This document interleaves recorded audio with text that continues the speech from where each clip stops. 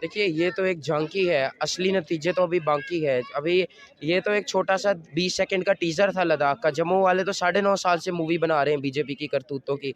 जैसे चुनाव होंगे, इनके नेताओं की ऐसी हालत होगी, घर पे जाने को तैयार नहीं होंगे। जब घर जाना होगा तो क्या बोलते हैं वो व्हाट्सएप पे मैसेज भेज देंगे, हमारा उम्मीदवार लड़ रहा है, ये नाम है, वो है, वोट दे दो वगैरह।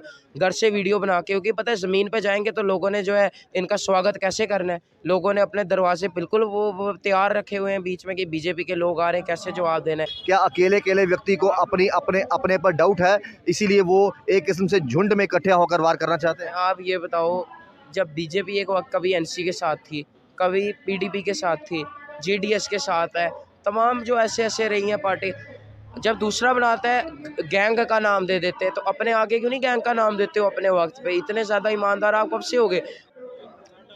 आने वाले कल के भविष्य या फिर मैं कह दूं कि युवा नेता हमारे साथ जयसिद्ध भल्ला हैं और जो कुछ इस उम्र में सियासत की नॉलेज रखते हैं, शायद इस उम्र में बड़े कम लोग जो हैं इतनी नॉलेज रखते हैं सियासत की, और लोगों को असल में चाहिए क्या उसका खुलकर जिक्र करते हैं, और जब कटाक्ष करना हो ऑपोजिशन का तो वो भी खुल के करते हैं। जयसिद्ध, किस तरह देखते हो एक तो हाल ही में मुबारकबाद कांग्रेस को और नेशनल कॉन्फ्रेंस को जिस तरीके से लेह लद्दाख में रिजल्ट आए हैं, आपको लगता है क्या यही शायद एक भय सता रहा है, जम्मू कश्मीर में इलेक्शन नहीं हो रहे? देखिए, ये तो एक झांकी है, असली नतीजे तो अभी बाकी है। अभी ये तो एक छोटा-सा 20 सेकंड का टीज़र था लद्दाख का। जम्मू वाले तो 9.5 साल से मूवी बना रहे हैं बीजेपी की करतूतों की।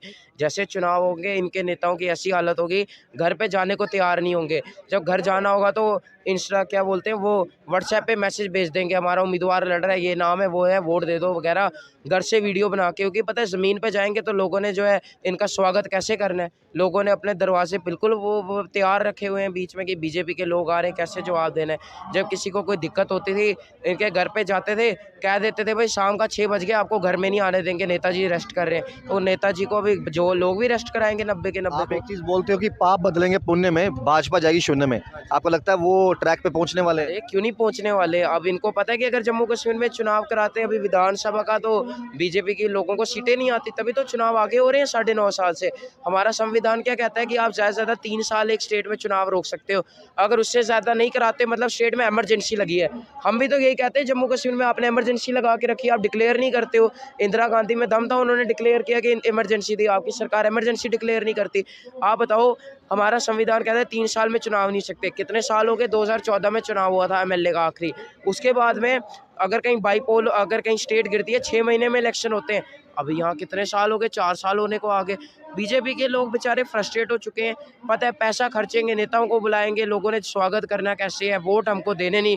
कॉर्पोरेशन में आधे से ज़्यादा 40 सीटें बीजेपी अनअपोज़ हार रही थी, क्योंकि बीजेपी के लोग खड़े होने को तैयार नहीं है। ये सत्ता का लालच है या फिर हार का डर है? देखिए, हार का तो डर है ही है इन लोगों को, और इनको हार का जो डर है वो अभी हम ज़्यादा और उसमें दिखाएँगे। जनता बड़े गुस्से में है। बीजेपी के नेता लोगों के जैसे घर जाएँगे, यार हमारे को वोट दो, लोग बोलेंगे आप कौन? कहेंगे हम आपके विधायक हैं। तो वैसे ही इन लोगों को जवाब मिलेगा। जब जनता को इनकी ज़रूरत है, ये कहीं दिखे नहीं। मिस्टर इंडिया में तो वो बंदा 10 मिनट गायब होता था, अनिल कपूर 2 मिनट गायब होता था, ये 9.5 साल से गायब हो गए। बस जब इंटरव्यू देना होता है तो सामने प्रकट होके बोलते हैं, भाई हमने ये किया, वो किया, चिंता नहीं करनी, हम ये करेंगे, 70-75 सीटें लेंगे। तो हम यही बोलना चाहते हैं कि बीजेपी के लोग जो हैं, अभी ये छोटा-सा टीचर है, जम्मू कश्मीर में चुनाव होंगे, बीजेपी को 0 सीटों के ऊपर नहीं जाने देंगे, जो मर्ज़ी सीट हो। इनके छोटे एमएलए के चुनाव में सेंटर के मंत्री आके चुनाव लड़ेंगे, जैसे मध्य प्रदेश में लड़ रहे हैं, जम्मू में एमपी चुनाव लड़ेंगे, एमएलए के, सेंटर के मंत्री लड़ेंगे, क्योंकि स्टेट लीडरों को अपनी हालत पता है, वो लड़ना ही नहीं चाहते।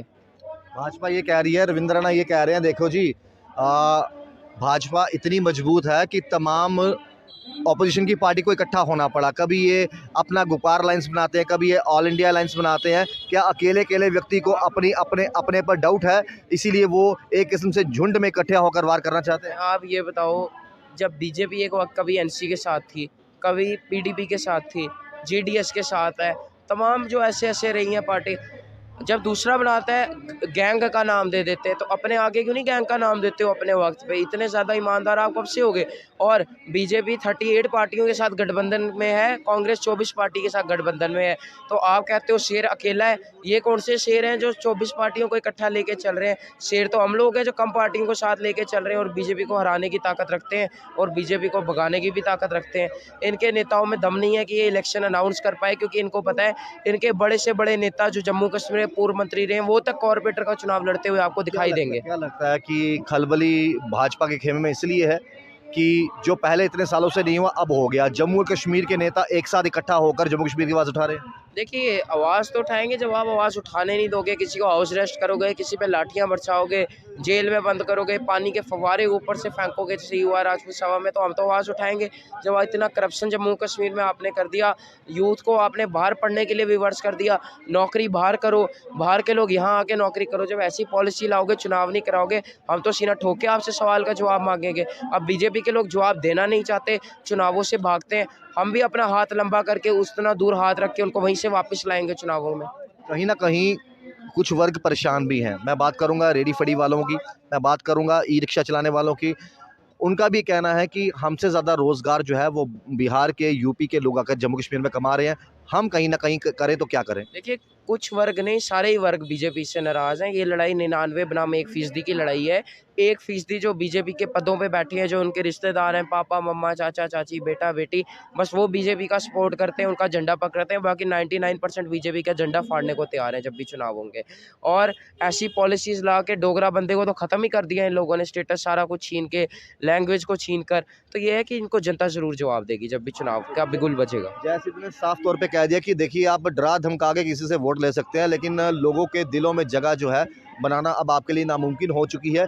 इसीलिए आप जम्मू कश्मीर में जो है चुनाव कराने से घबरा रहे हैं। अगर आप इतना ही तैयार बैठे हैं तो आ जाइए खुले मैदान पे और देख लीजिए कि जनता जो है वो किसको पसंद करती है। देखते रहिए फिलहाल चैनल वन, राहुल खत्री, नमस्कार।